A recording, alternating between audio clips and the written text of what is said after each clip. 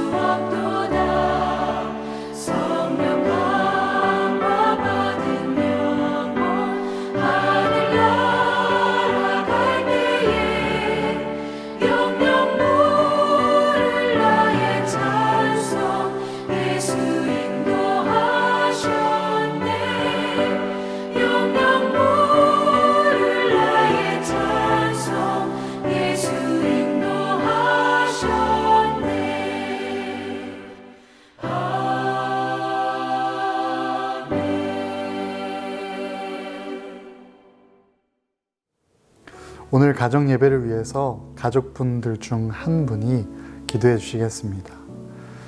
기도 후에도 음악이 흐르고 있다면 조용히 묵상하며 개인 기도해 주시기 바랍니다.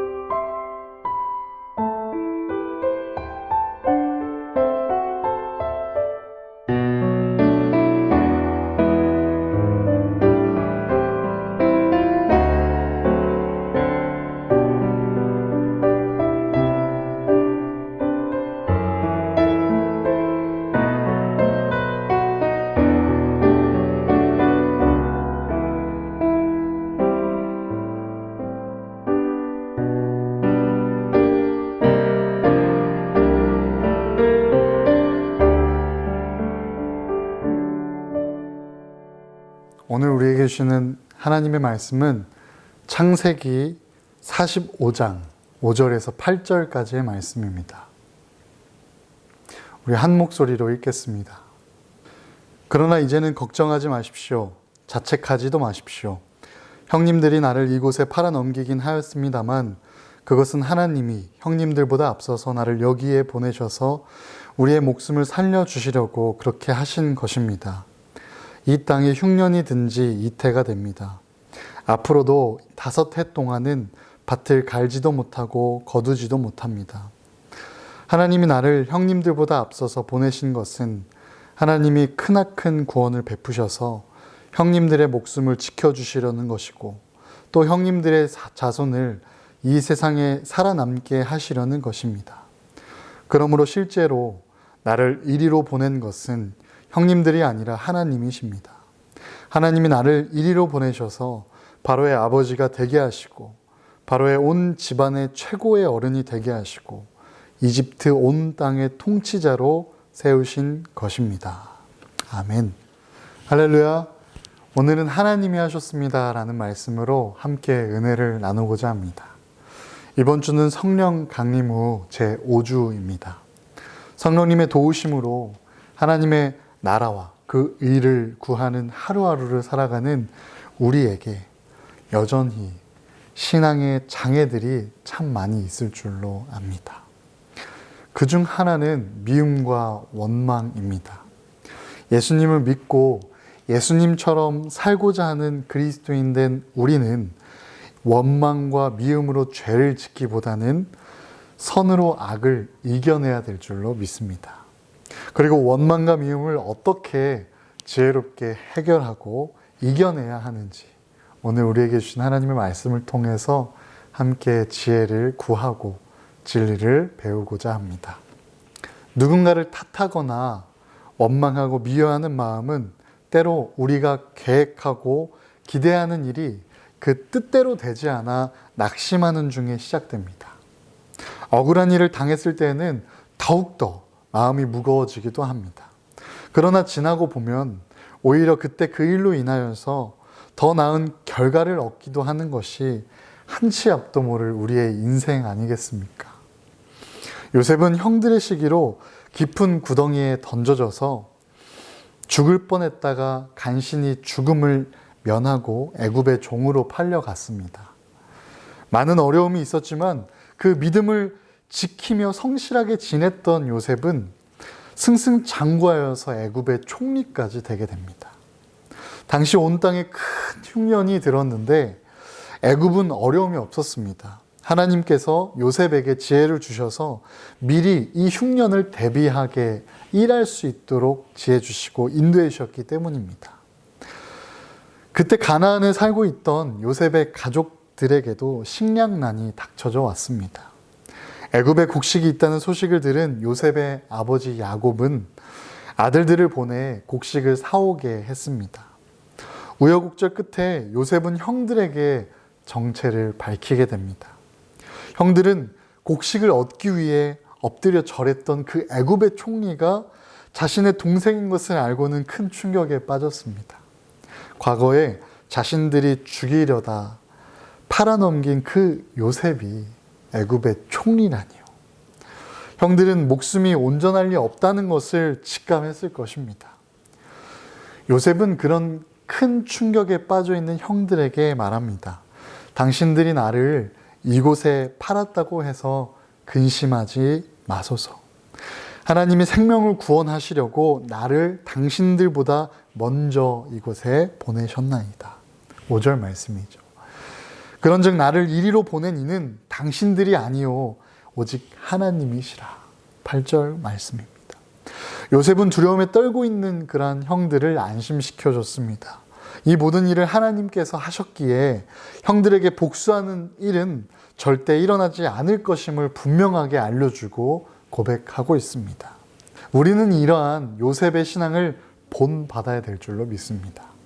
요셉의 신앙처럼 우리에게 닥쳐진 모든 상황과 어려움까지도 하나님의 계획하심이었다고, 하나님의 선하신 계획 가운데의 한 부분이라고 고백하는 그러한 삶과 믿음은 내 안의 모든 원망과 미움을 녹이게 될 줄로 믿습니다. 하나님께서 하신 일인데 누구를 탓할 수 있겠습니까? 이러한 신앙으로 용서와 평화의 사람이 된다면 하나님께서 책임져 주실 줄로 믿습니다. 지난날의 모든 일을 하나님께서 하셨음을 고백하고 앞으로 어떤 일을 만나든지 하나님께서 하실 것을 기대하며 사항보다 크신 하나님을 의지하고 믿음으로 하루하루 감사함으로 그리고 은혜로 살아가는 저와 여러분 되시기를, 그리고 우리의 가정이 되기를 주님의 이름으로 축복합니다.